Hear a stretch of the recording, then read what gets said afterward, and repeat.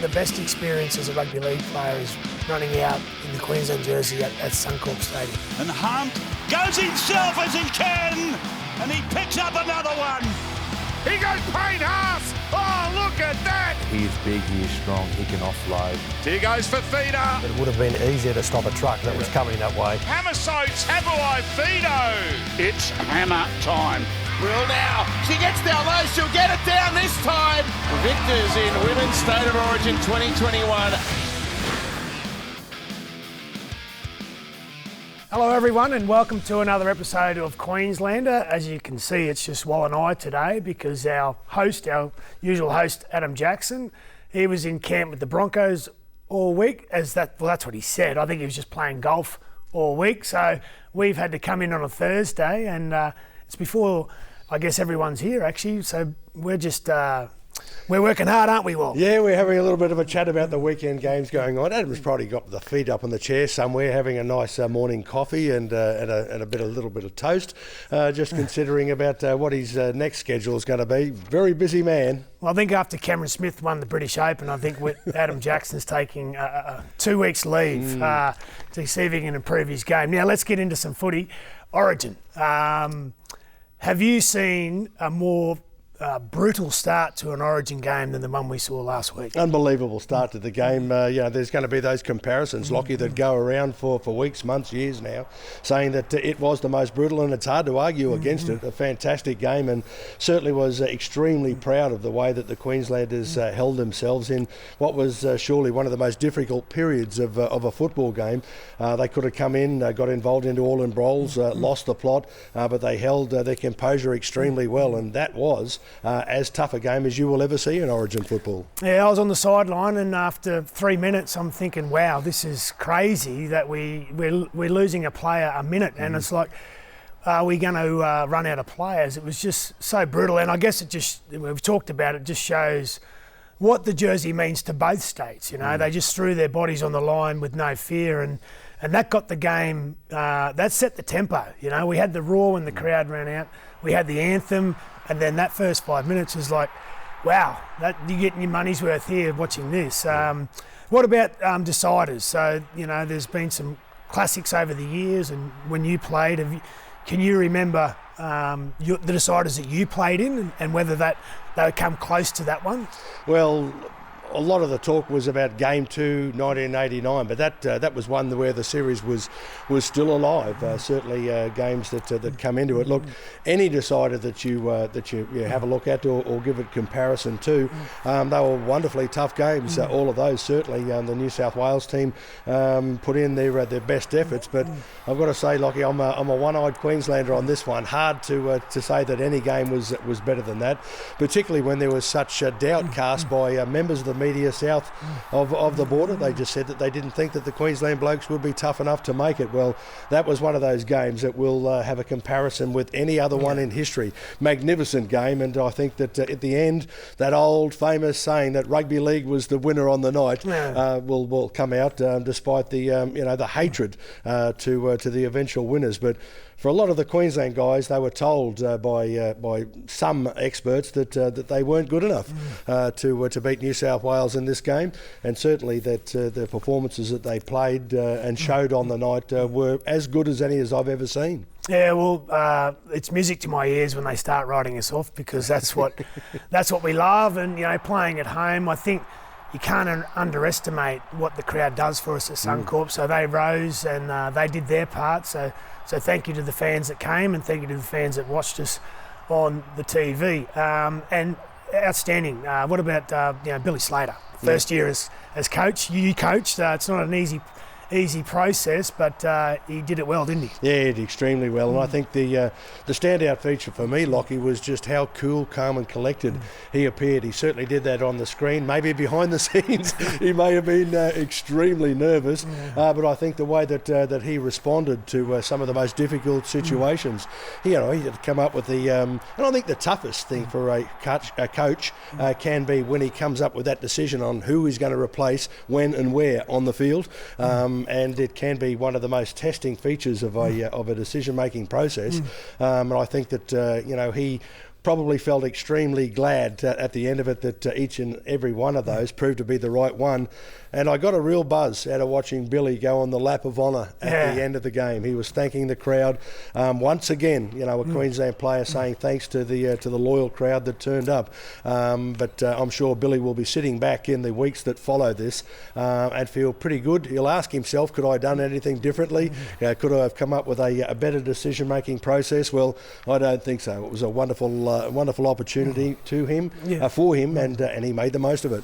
Yeah, he did Queensland proud, and I think the analogy of the duck, the duck looks like he's calm on top, but the legs are going pretty quick. I think that might have been Billy, but it was well done to Billy because he did respond to every situation that he had. And another rap, I think we need to go to the players before we move on to Clubland, Kurt Capewell. The benefit of having him in your team, if you have an outside back go down like Salmon Cobbo did, Kurt Capewell come out to the centres there and had a magnificent game. So that's the benefit Billy had with someone like Kurt in the team. So, all right, let's move on to Clubland, and let's go to the Broncos. Last week it wasn't their best performance, but it was one of the better performances from the Titans. But the Broncos had a lot out. What did you like about the performance? The way that they, at the toughest times of the game, I think they managed to put in some pretty good performances. It must have been fairly difficult with so many players out and losing players in key positions. I was very interested to see how they were going to handle the Gold Coast on Gold Coast turf, because they always do seem to play a lot better on the Gold Coast. Certainly I think that the way that they got away with it was something that added a little bit of confidence to their tally, and it was one of those matches, I think, that a lot of people I've heard describe it as a bit of a scrappy event. Well, it wasn't the most spectacular, but quite often when you go out to produce your best, toughest football, it is in those games, and it got them 2 competition points, which is extremely beneficial for their finals campaign. Yeah, I think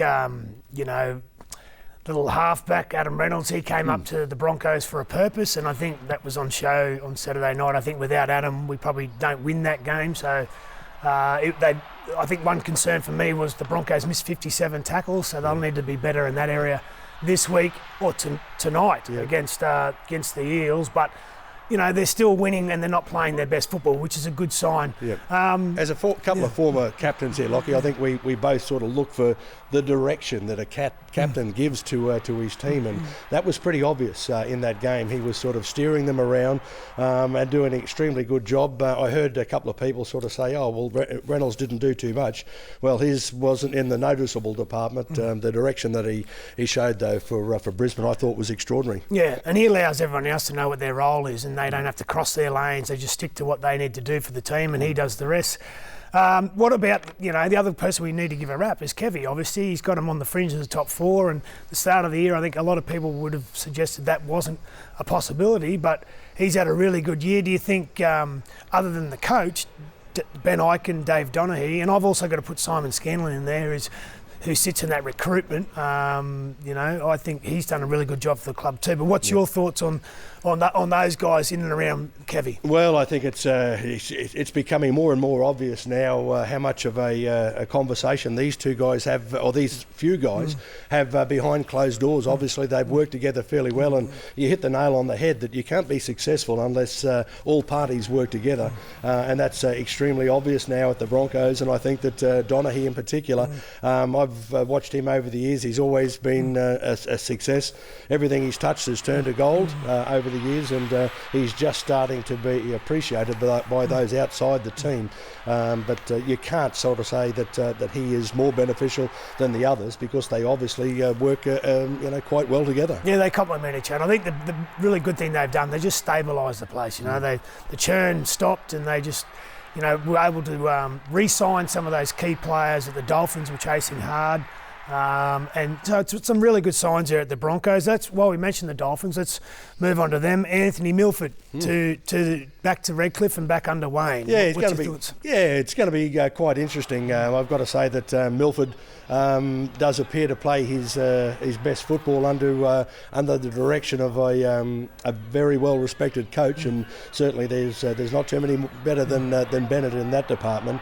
Milf has had a pretty fair season. I don't say that it's his best season that he's ever performed, but I'm not being critical of it either. Obviously, he can find it quite tough, but Milford playing under Wayne Bennett, I'm going to predict that it's going to have a good work process go with the Dolphins. Obviously, it may take them a little while, but that's a pretty good base to have involved. Yeah, let's hope Milf can get back to his form when he was 20 seconds away from winning the Clive Churchill Medal in 2015.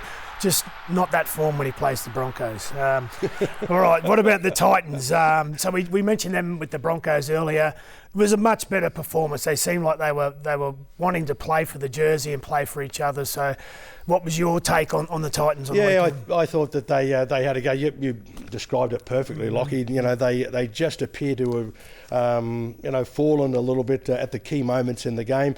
They did some great work to be able to create a lot of drama and uncertainty in the Broncos game, but that may not have been the case to a lot of their fans who sort of thought that they were robbed on the night. They just seem to be so close yet so far.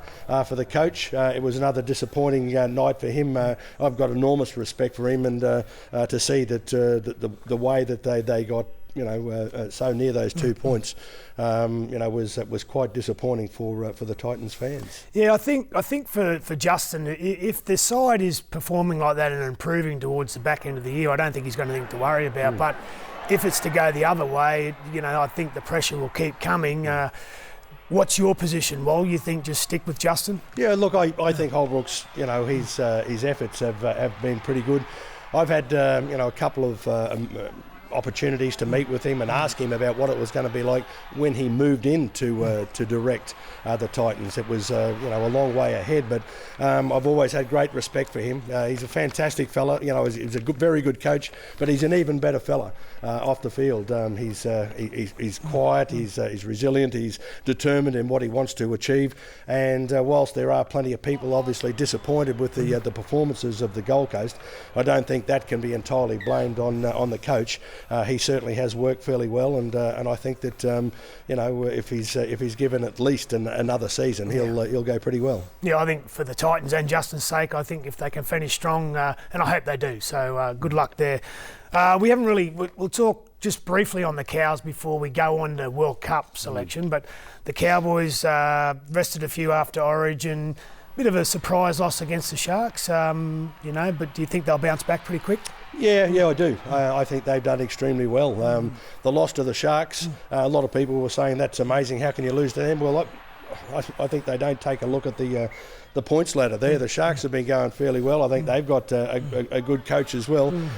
So I think it'll just be a matter of time until we're praising North Queensland's game. I think it's been first class this year, where a lot of people suggested it wasn't going to be a good season for them at all. I think they've done well, and if you're having any doubts about it, just take a look at the points ladder. I think you'd be fairly happy if you're a North Queensland coach, player or supporter.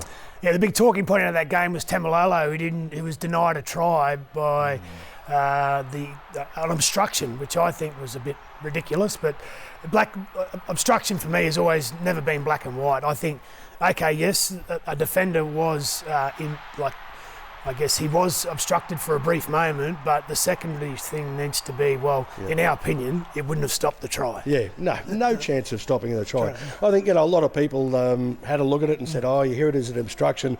When it was in slow-mo, it looked as though, there may be some obstruction there. Play it in the speed, regular speed as the game is played, and you'll say there is absolutely no chance that try could have been denied. No way in the world. So it's an argument. I guess we all have our individual decision-making process there. I didn't think that it was the correct one, but I've got to probably say that I might not have agreed with a lot of referees in my time. That was one of those moments. Yeah, there might have been some cans in the stadium there that might have got thrown if it was the 80s. But all right, let's finish up with we go back to the Queensland performance over the series, and we've got the World Cup at the end of the year. How many we talk about all the Maroons that.